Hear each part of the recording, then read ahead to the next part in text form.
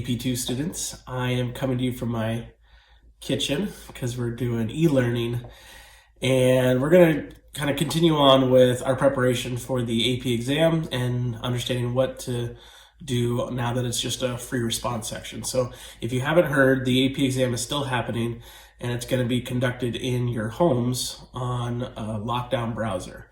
So they're only going to be using free response questions to do that. And it takes out like all the multiple choice, which I don't know, some of us actually do a lot better in multiple choice. So the good news is even though we don't have the multiple choice to kind of cushion us, we can spend this time just really getting ready for that free response section and do quite well. So we want to just go over the different types of free response questions there are and a little bit into like how you would attack each one. And then we'll look at some examples on last year's 2019 exam of these different types of questions. All right, the first type of question is what they call a lab-based question. It's one of the longer ones. And in a lab-based question, they are going to have you usually interpret a set of data. So they'll give you a data table of some kind and make you graph, and then follow up with like, how would you graph this differently to get this result? Or it's something where they have you develop a procedure. So they say, given this list of materials, students want to conduct a lab to get some concept, like they want to get magnetic flux, or they want to get the density of the water. And so you have to kind of analyze what they're given, and using the equations, think what could these students graph so that something could come out of the graph, maybe the area or the slope of the line. So these tend to be the harder of the free response. Again, there's only 4 types. The lab-based one is typically one that takes the longest. The second type is what they call qualitative quantitative free response. And the qualitative quantitative one is where they have you do math derivations from a pre-existing formula. So they'll say, there's like conceptual questions to start it off, like you're just saying like, hey, if this property goes up, if the temperature goes up, the heat would go down, and you're just kind of using the graphs and maybe qualitative understanding to describe the first few questions. And then they'll bring in the math, and they'll either have you compute with real numbers, or typically what they have you do is derive an expression through rearranging a fundamental equation off the toolkit. So you start with the equation on the toolkit, and then you rearrange to make it into the variable or the equations that they want. And we'll practice these in the upcoming weeks. The last types of questions are what they call a short answer. And on the normal AP exam, you would have had just 2 of these questions. One of them would be a paragraph length response. We don't know exactly what the new test will be like this year, but they only have 45 minutes to give it to you, so it can't be the full length of what the older exams would be. So I'm guessing that they're either going to just make shorter questions and test over multiple concepts, or they might just pick 2 random concepts from units 1 through 5 in order to test you on. So in a short answer problem, you're typically answering qualitatively, meaning like there's not a lot of math or computation involved. You're just having to show your understanding of the variables and maybe graph and forces and motion based on what they give you. So the different units that they're going to cover. The first one is going to be fluids. Second is thermodynamics. Third would be, what do we cover after thermodynamics? Electric field and electric force. So it's all like Coulomb's law, electric field lines, that kind of stuff. Number 4 would be circuits. So Kirchhoff's laws, power, brightness of bulbs, that kind of thing. And then the last one would be magnetism. So what that means is that they're leaving off all of light and all of quantum, which we haven't really got to yet. We are going to be doing a few things with those still, just so that you can kind of have an overview of those and more of like interest piece. If you want to take a look more into those topics, then you're welcome to do so. But we're going to keep our focus for the main class as to getting ready for this final and free response. Right, so next I just want to cover some general advice for the free response section. First of all, I want you to be aware that you can't really game this. It's not like, oh, as long as you do X, Y, Z, you're going to always earn 1 point per question.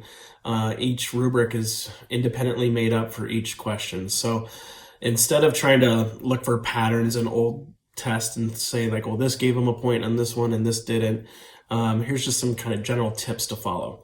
First, make sure you write down the formula that you're intending to use if it's a mathematical derivation. Sometimes just credit is awarded for writing down the conservation of energy or conservation of momentum principle. And if you wrote that out in variables first and then try to break it down and solve something, that might give you credit. If you're not exactly sure on how to solve, but you know other parts of the problem, at least explain what you do know. So let's say you're working on something with centripetal force and you say, well, I at least know that the force should point to the center of the circle and the acceleration is towards the center of the circle because it's in uniform circular motion. Therefore, and you may not get all of the points, but at least you showed understanding of that principle. So that's always good to do. You want to make sure you get straight to the point when you're writing. They don't want big strung out paragraphs and lengthy responses. Most of the questions you should be able to answer in a couple sentences, if not like a single word. The only one that requires more of your writing is the paragraph length response. And on that one, you kind of walk through a theory of, or a strategy of, what is my claim that I'm making? What is the evidence for that claim? And what is my reasoning for that claim? So it's a strategy of kind of systematically working out like this is what I'm saying. This is my evidence that I have to support what I'm saying, maybe based on equations and other things. And then the reasoning, here's the logic that goes into that. If you get stuck on a free response, move on. Go to another one and then come back to the one that you're working on that you're struggling with. That can help you make sure you maximize your time. And don't be afraid to kind of draw diagrams and charts and pictures to help yourself explain. They can't just go off of a diagram alone. You would have to write up some understanding as well, but you can kind of use that to reference in your writing. Also, just general rule is if your approach to a problem is taking anything longer than like 15 minutes, it's probably wrong. There's no question that's designed to take that long for each little section. So it'd be best to move on, especially with this AP exam being all free response with 45 minutes in total length. I'm guessing that the questions will be kind of chunked out and reduced rather than just having like 2 big questions. I bet they'll have several smaller questions from different topics. All right, so let's go ahead and take a look at last year's AP free response section. And we can look at the 2019 exam and just kind of get a feel for like what are the types of questions and how do they appear. We're not going to solve all these out now, but we will be working on these and a lot more over the next few weeks. So this first question, just at first glance, looks like a magnetism question. And even in the description, they kind of tell you 1 and 4 are short free response questions that require 20 minutes each, and then questions 2 and 3 are longer free response that require 25 minutes.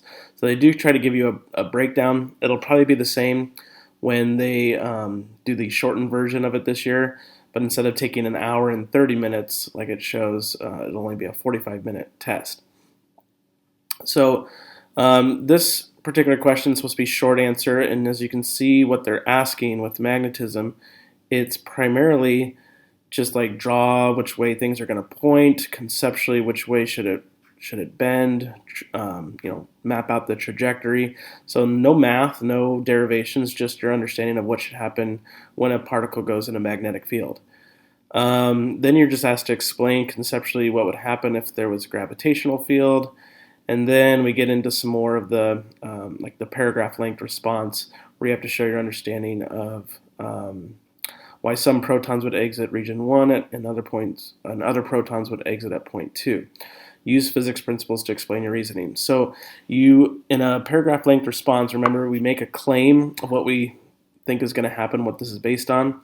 We back it up with evidence, so that could be laws of physics or possibly equations that help explain what you're talking about, maybe graphs. This one wouldn't be graphed, but depends on the scenario.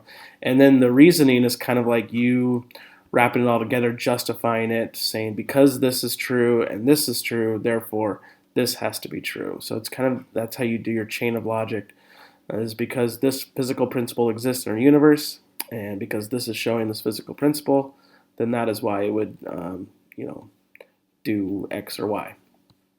Second problem is a 25-minute problem dealing with circuits, and on this one, you can see they got, just kind of scrolling through, they want you to graph, sketch possible graphs, and then you're supposed to write equations that would satisfy conservation of energy, then explain how your equations would get you to that, and how you would use a voltmeter and an ammeter to calculate the resistance.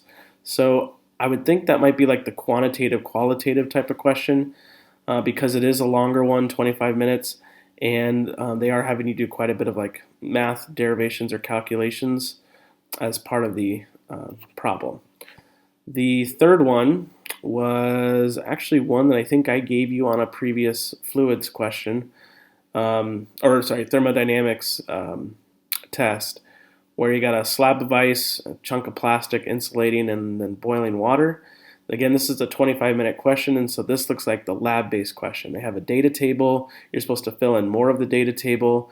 You're supposed to explain what students would use in order to calculate the thermal resistivity. You're supposed to graph. So this is a standard lab-based question. You got to do a lot of things in the lab-based question, where you're showing that you can do lab skills, interpret data, and graph that data, and explain why you would use certain materials over others. The last one, this is a lot of questions. Then they have you explain conceptual things as well in the lab. So the last one would be just another short answer. This is actually dealing with the topic we're on now, with index of refraction and how these light rays would go through a material and come back out on the other side. And it's kind of a two-part problem. You're doing pressure. It's like fluids mixed in with optics. And so I believe, unless I'm yeah, so it's kind of like a two-part question, or they're mixing in together density and fluids problems along with optics, but it's short answer in the sense that you do calculations, but not as much like derivation, more conceptual understanding. So I just wanted you to kind of see an example of a test and how the four types of problems would be shown. And again, on your 45-minute version of this, it's going to be reduced, but we still got to be ready for each of these types. Thank you so much for putting up with these videos. I hope you enjoy them. I'm going to try to make some more as we go through actual free response questions, and I look forward to hearing from you. See you later.